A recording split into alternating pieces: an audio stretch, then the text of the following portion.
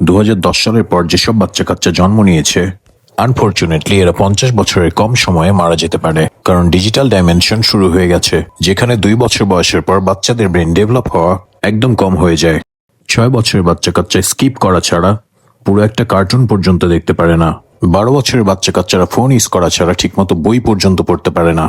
একজন অ্যাভারেজ মানুষের যতবার চোখ ব্লিঙ্ক করা উচিত, আজকালকার বাচ্চা কাচ্চারা ফোন আর অন্যান্য গ্যাজেট ইউজ করার কারণে তার থেকে 5 গুণ কম চোখ ব্লিঙ্ক করে। শুধুমাত্র এই কারণেই আজকালকার বাচ্চা কাচ্চারা বেশিরভাগ সময় টায়ার্ড থাকে, মেজাজ চিচিড়ে থাকে এবং বেশিরভাগ সময় মাথা ব্যথার মতো সমস্যার সম্মুখীন হয়। সোশ্যাল মিডিয়া এবং সারাক্ষণ ইন্টারনেট ব্রাউজ করার কারণে বাস্তব দুনিয়া তাদের কাছে অনেক স্লো মনে হয় এবং বাস্তব দুনিয়া নিয়ে তারা খুবই তাড়াতাড়ি বিরক্ত হয়ে যায়। আর যেটা শুধু একটাই ফলাফল হয়, এংজাইটি আর ডিপ্রেশন। বাচ্চা কাচ্চারা আজকাল কোনো কিছু দেখে স্মাইল করার বদলে, হাসার বদলে শুধুমাত্র LOL লিখে দেয়। আর ফিউচার এখন এটাই যে 20 বছরের বাচ্চা কাচ্চাদের মাথায় 12 বছরের বাচ্চা কাচ্চাদের মতোই ক্যাপাসিটি থাকবে, কারণ এত কম বয়সে ফোন, গ্যাজেটস আর সবসময় ইন্টারনেট ব্যবহারের কারণে শুধুমাত্র শরীরের বয়স বাড়ছে, কিন্তু ব্রেইন ডেভেলপ হচ্ছে না।